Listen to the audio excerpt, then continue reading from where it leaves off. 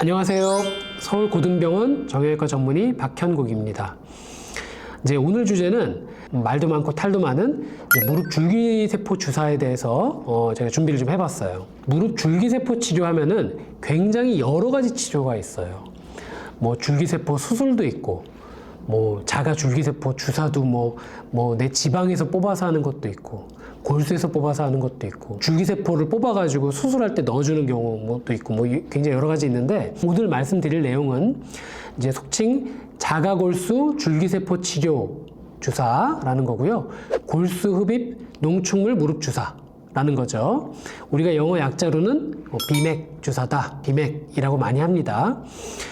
이제 그게 뭐냐면 혈액을 만드는 이제 뼈 안에 구조 골수가 있죠. 골수에서 혈액을 만들게 되는데, 그래서 이제 골수에 보면은 이제 뭐 줄기세포나 이런 세포들이 고농도로 존재를 한다고 되어 있어요.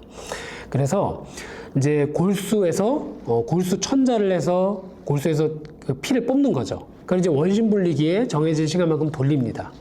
돌리면 이제 층이 나뉘어져요.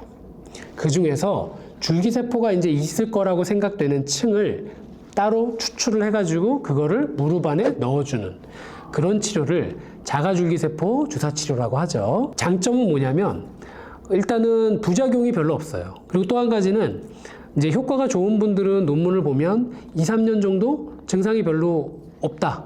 증상이 많이 완화가 됐다. 이렇게 발표가 되고 있습니다. 다만 단점도 있죠. 일단은 가격이 좀 비싸요.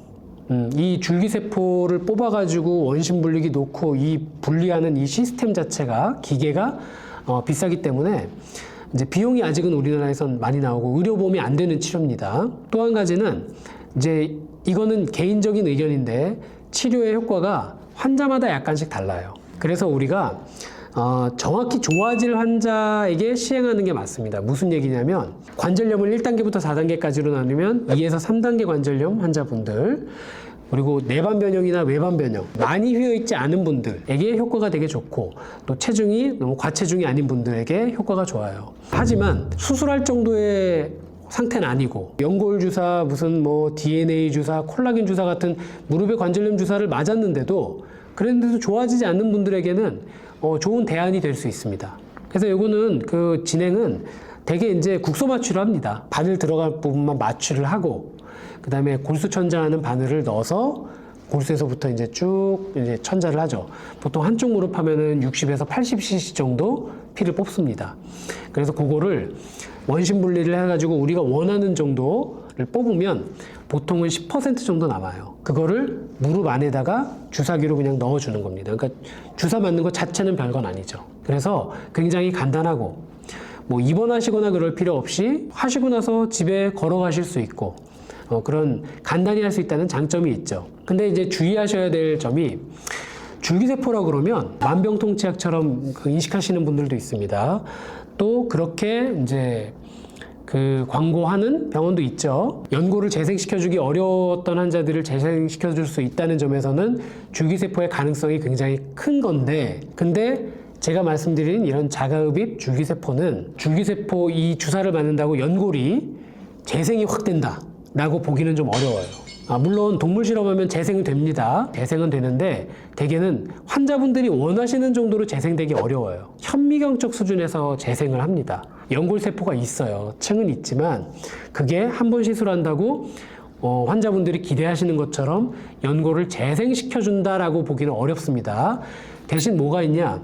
줄기세포 자체가 굉장히 강력한 소염작용이 있어요. 그래서 일단 무릎에 물 자꾸 차는 분들, 통증이 있는 분들 일단 통증이 많이 가라앉고요.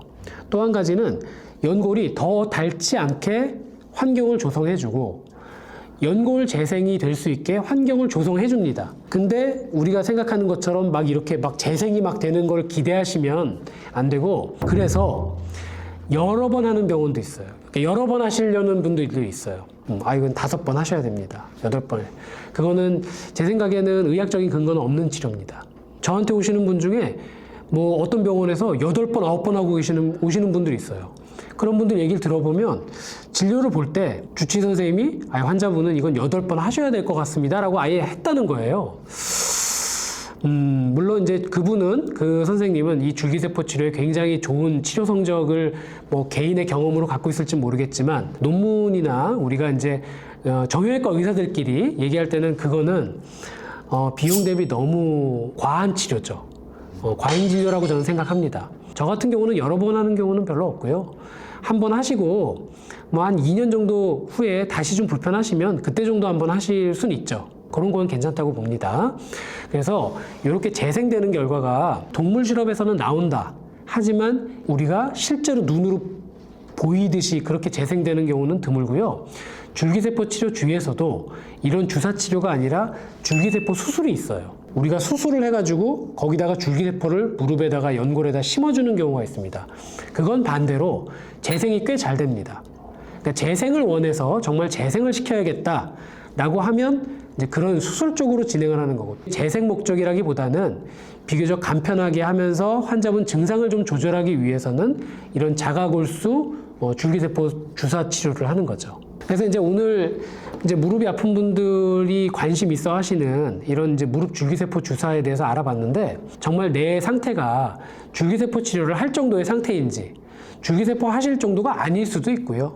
줄기세포 할 시기가 지났을 수도 있습니다. 그래서 정말 내가 줄기세포 치료했을 때 효과가 있을 만한 그런 상태인지를 보시는 게 맞고, 그래서 이제 환자가 원하는 거나 의사가 기대하는 게 다 다르거든요. 수술하고 재활을 하더라도 완벽하게 좀 고치기를 원하시는 거냐, 아니면 간편하게 시술해가지고 증상을 좀 완화시켜주는 게 목적이냐, 다 다르기 때문에 그거를 주치의하고 상의해 보시고 어떤 치료 방법을 결정하실지를 상담해 보시는 게 가장 중요합니다.